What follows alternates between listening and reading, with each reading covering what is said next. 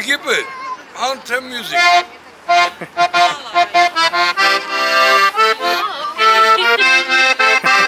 النشيد الوطني بتاعنا يا جماعة.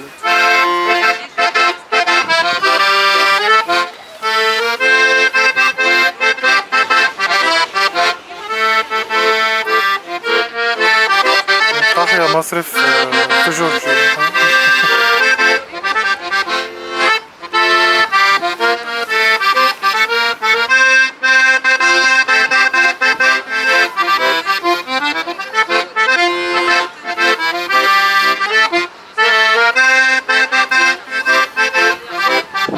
Thank you.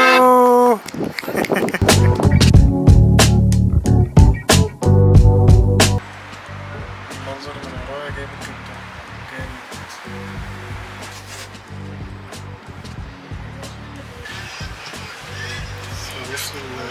دلوقتي هنروح نركب فلوكة على الريفر اللي هو النهر اللي عندهم ده، نشوف عاملة ازاي بقى. نهر لونه اسود، الاسود ده من مش اسود يعني، اللي هو غامق، مش النهر الصافي ده عشان تقريبا من التربة والحاجات دي، الطمي. زي أسوان كده، لما تروح أسوان في حتة في الأنهار، في النهر هناك بتبقى عاملة كده. لأن الزرع عندهم حلو الصراحة، كلها أشجار. يلا هنركب كده ونشوف الدنيا ايه نظامها. على طول في كل شارع تلاقي الناس اللي بتلعب ميوزك دي، وبتعمل لهم دونيشنز اللي هو تبرعات. كوبري اللي على النيل بتاعهم. الطبيعة هنا جامدة أوي أوي أوي. هو الكوبري ده اللي احنا كنا عليه من شوية، اسمه بريدج اوف بيس. يا رب الدنيا ما تطرطش علينا بس.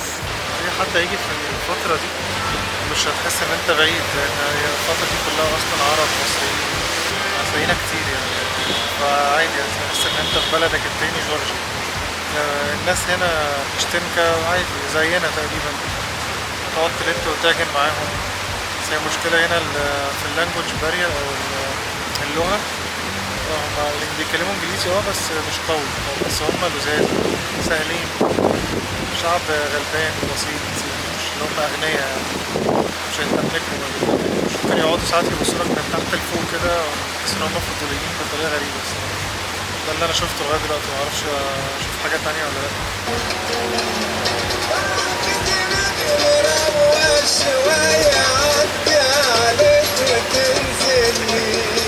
كفاية كلام ونشوف بقى الطبيعة عاملة ازاي.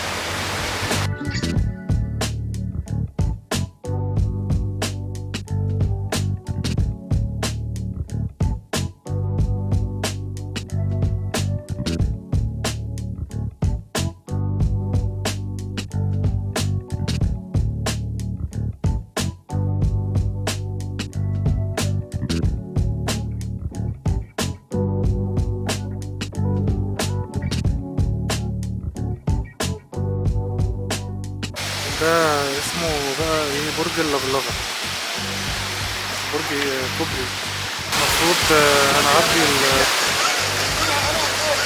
هنعدي الكوبري ده ولا الشلال ده. يلا بقى ربنا يستر.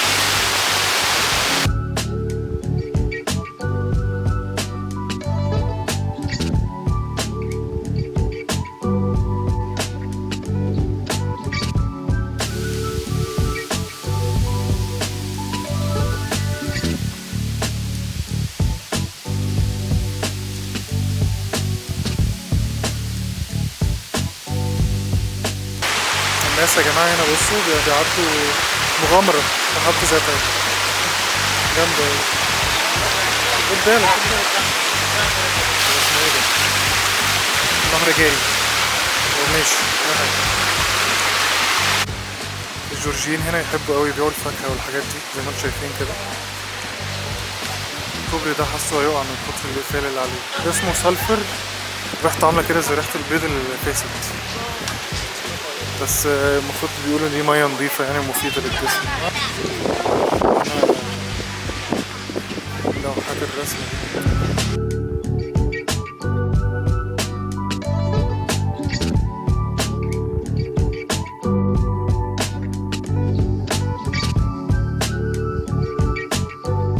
طلعنا هنا بقى يا جماعة على حديقة كده شكلها جامد جدا. بصوا فوق اوي، فوق جاب المنظر عامل ازاي.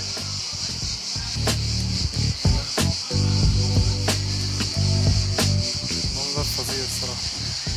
بس المبنى اللي هناك ده كنيسة، لا جامد في الوسط كده.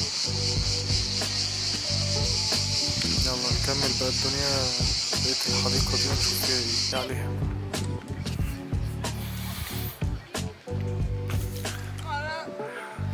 هنا اهي نيسان لاونجرز كده، او اسمها ايه بتاع اللي بيقعد عليها على البحر دي. شايفين يقعد بقى يتفرج على المنظر ده، حاجة كده زي المقطم عندنا. دلوقتي انا هركب البتاعة دي،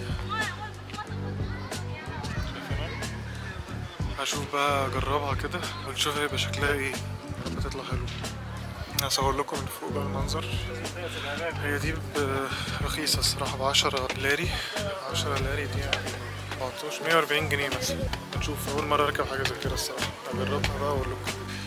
ادينا ركبنا البتاعة دي، بس ما شاء الله عشان أنا حظي كويس فالدنيا لقيناها مطر أهي، فاحنا مش شايف حاجة قوي يعني، باينة بس مش قوي عشان الدنيا سحابة شوية ومغيمة، فالرؤية مش هتبقى حلوة من فوق. أنا هوريكم كده ونشوف الدنيا شكلها. شايفين المطر عاملة ازاي؟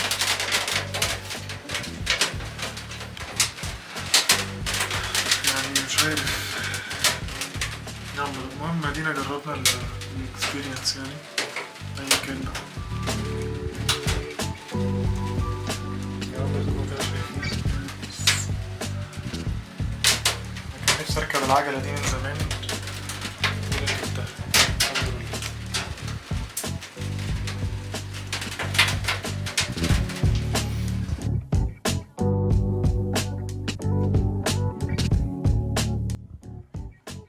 هنا معلش بنهج بس السلالم كتير قوي. المفروض انا كده دي قدام اقدم كنيسة في جورجيا، بس السلالم ليها كانت كبيرة قوي. تعالوا اوريلكم. ايه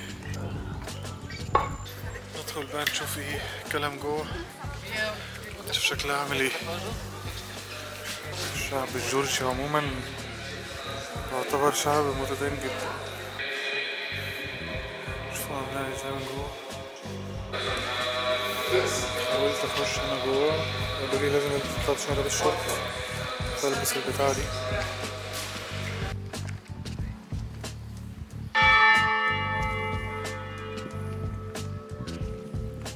احنا رايحين دلوقتي في اليوم الثالث، رايحين مدينة اسمها برجوم،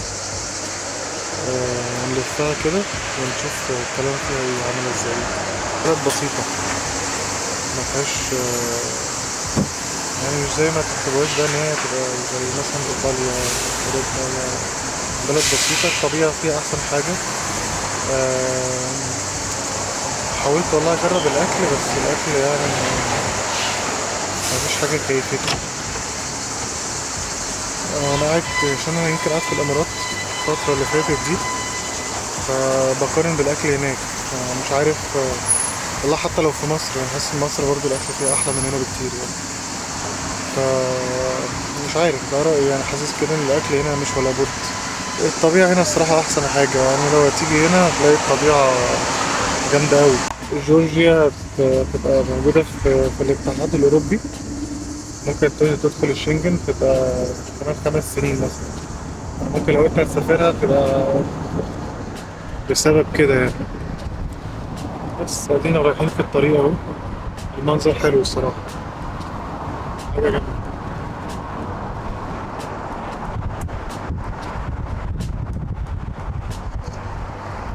مش هتشوفوا حاجة لأن في شجر كتير.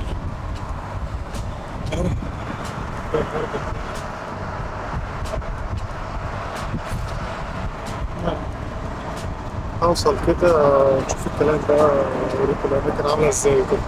يا رب تكونوا سامعيني بس من الهوا، مش عارف. يلا اشوفكم بعدين.